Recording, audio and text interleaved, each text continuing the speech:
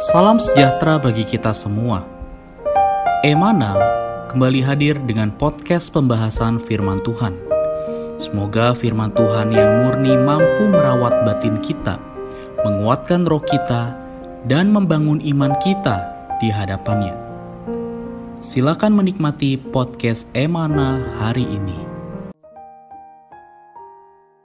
Salam sejahtera, saudara sekalian, mengucap syukur pada Tuhan. Kita boleh sama-sama kembali dengan saya, Saudara Renard, dampingi dengan Saudara Hansen. Pada hari ini kita akan kembali membahas firman Tuhan ya, dengan pembacaan yang kita sama-sama sudah baca, mungkin juga ada yang sudah melewatinya ya. Dalam Lukas pasal 7 ayat 24 sampai yang ke-50. Saudara sekalian, di sini kita juga telah melihat ya bahwa di hari-hari sebelumnya kita melihat bagaimana ya kita perlu menjadi orang yang benar-benar terbuka terhadap kebenaran ya, terhadap firman yang Tuhan beritahukan kepada kita ya, seperti bagaimana perlunya kita melaksanakan perhentian yang juga mengalami doa yang semalam-malaman. Nah, saudara, di ayat ini ya, pasal ini kita akan bahas mengenai diampuni dan berbuat kasih yang diambil dari Lukas pasal yang ke-7 ayat 39 yang berkata bagaimana sambil menangis dia pergi berdiri di belakang Yesus dekat kakinya, lalu membasahi kakinya itu dengan air matanya dan menyekanya dengan rambutnya. Kemudian ia mencium kakinya dan minyakinya dengan minyak wangi itu. Amin. Puji Tuhan ya, saudari, kita boleh tanya dulu kepada Hansen, apa yang bisa kita lihat dari judul juga dengan ayat tadi? Ya, baik Saudara Renat. Jadi dari judul dan ayat ini mengisahkan tentang perkara kita adalah orang-orang yang berdosa dan kita adalah orang-orang yang diampuni. Tetapi tidak berhenti sampai di sana. Pengampunan itu perlu membawa dampak kepada kita. Yeah. Terkadang orang hanya tahu kalau pengampunan menyebabkan dia bisa diselamatkan, sehingga dia tidak binasa. Tetapi dari potongan ayat ini, kita bisa melihat Tuhan itu sangat menekankan perkara pengampunan dan dihubungkan dengan perkara mengasihi Tuhan. Yeah. Ya, mungkin ini menjadi awal yang baik, pembuka yang sangat menarik ya, Saudara Renat, untuk membahas perkara ini. Amin. Amin. Betul ya, jadi saudari sekalian yang kita mendengar apa yang tadi juga sudah katakan, sebenarnya bagaimana kita menghadapi atau kita menyikapi ya daripada firman ini. Jadi saudari sekalian, kita lihat sebenarnya di sini adalah orang Farisi. Jadi kalau kita melihat dalam sejarah ya, di dalam perjanjian lama maupun perjanjian baru, pasti ada saja orang-orang yang memang tidak setuju atau tidak sejalan dengan Tuhan.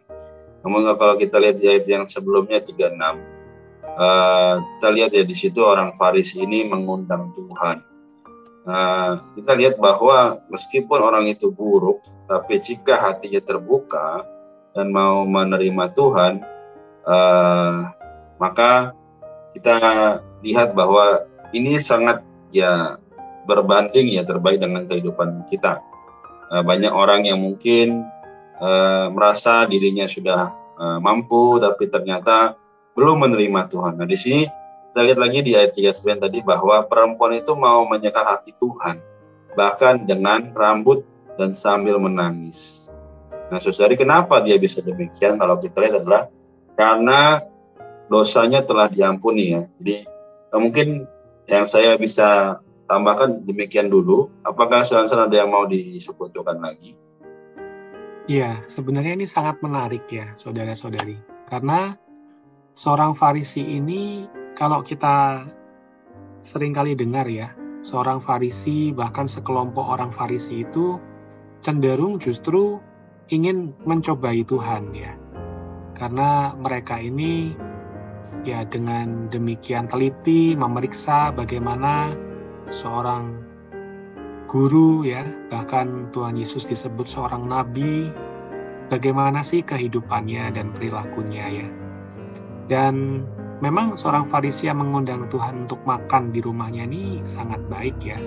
Tetapi kalau kita lihat, dibandingkan dengan perempuan yang terkenal sebagai orang dosa di kota itu, perempuan ini bukan hanya datang, bahkan dia membawa buli-buli pualam yang berisi minyak wangi yang mahal. Dia membasahi kaki Tuhan dengan air matanya, ya, nanti dia menangis, ya. Dia menyekanya dengan rambutnya, mencium kaki Tuhan, meminyaki dengan minyak wangi itu. Jadi kita melihat ada dua perbandingan ya, sikap dari seorang Farisi dan juga sikap dari perempuan yang berdosa ini. Dan kalau kita boleh lihat lebih lanjut, ya, orang Farisi ini tidak merasa menghargai ya perempuan ini. Tapi kalau kita lihat justru ada perkataan di dalam hati orang Farisi yang mengundang Tuhan Yesus ketika melihat kejadian itu. Dia berkata dalam hatinya di ayat yang ke-39, jika Tuhan ini nabi, tentu Tuhan itu tahu perempuan ini itu siapa. Dan perempuan ini adalah seorang yang berdosa. Jadi saudara-saudari, orang Farisi ini justru ya mengundang Tuhan, tapi malah mengkritik Tuhan di dalam batin ya. Ya, justru menganggap remeh Tuhan, meragukan bahwa Tuhan sebagai nabi, bahkan terlebih lagi juga meremehkan perempuan yang berdosa itu. Ya, ini adalah hal yang sangat menarik kita bahas, memperlihatkan seorang Farisi yang tidak melakukan yang terbaik bagi Tuhan ya, tapi justru malah mencibir perilaku perempuan yang mengasihi Tuhan dengan demikian sungguh-sungguh. Mungkin demikian ya dari potongan ini, saudara. Amin.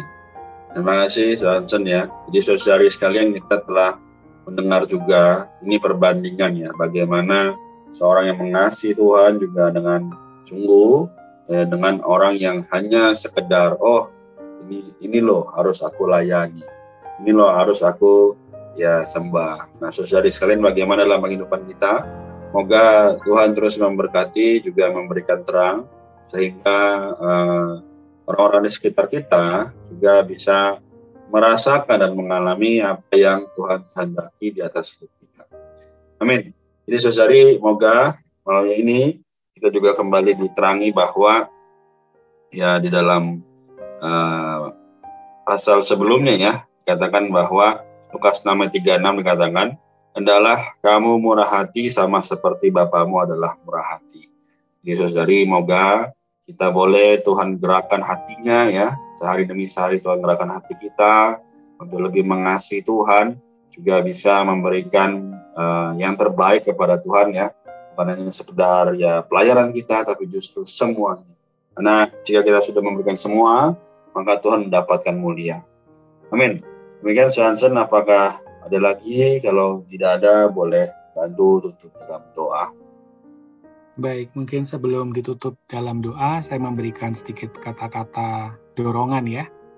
Jadi dari kisah ini kita bisa melihat bahwa terang Tuhan perlu menyinari kita dan membuat kita nampak bahwa kita adalah orang yang berdosa. Ya, karena Tuhan berkata ya kepada Simon ya, kepada pemilik rumah ini, yaitu orang Farisi itu, ya, yaitu siapakah yang lebih mengasihi Tuhan, ya, pasti adalah orang yang merasakan bahwa dosanya yang banyak itu telah diampuni. Ya, ayat 47 mengatakan, orang yang dosanya banyak dan telah diampuni, ia akan berbuat banyak kasih. Ya, tetapi orang yang sedikit diampuni atau di dalam terang Tuhan, dia hanya merasa, ya saya masih baik-baik saja. Saya seperti orang Farisi itu, saya tidak berdosa seperti perempuan yang berdosa itu. maka saya ya sedikit saja diampuni, saya tidak terlalu parah dosanya ya, sehingga akhirnya efeknya adalah kita juga menjadi orang yang kurang mengasihi Tuhan. Jadi saudara-saudari, satu kata-kata dorongan buat saudara-saudari sekalian dan juga buat kita, saya sendiri, adalah mari kita di dalam terang Tuhan mengenal bahwa kita adalah orang yang berdosa, kita adalah orang yang begitu diampuni, kita begitu mendapatkan rahmat Tuhan, sehingga tidak ada kata yang lain ya, saudari, yaitu kita perlu mengasihi Tuhan dengan segenap hati kita, jiwa kita, akal budi kita, dan kekuatan kita. Semoga ini membuat kita terdorong untuk menjadi orang Kristen yang mengasihi Tuhan kita. Amin. Amin. Mari kita tutup di dalam doa ya, saudari. Terima kasih padamu Tuhan untuk terang firman-Mu yang menyadarkan kepada kami, Tuhan, bahwa ketika kami mengenal kami adalah orang yang berdosa, penuh dengan pelanggaran, dan semuanya itu telah Tuhan ampuni, kami akan menjadi orang yang sangat mengasihi Tuhan. Oh, karena ketika kasih Tuhan terlebih dulu menjamah kami, maka kami akan merespon. Sekian pembahasan firman porsi hari ini. Sampai jumpa di podcast berikutnya. Jangan lupa untuk download aplikasi Emana pada handphone Anda untuk manfaat yang lebih banyak.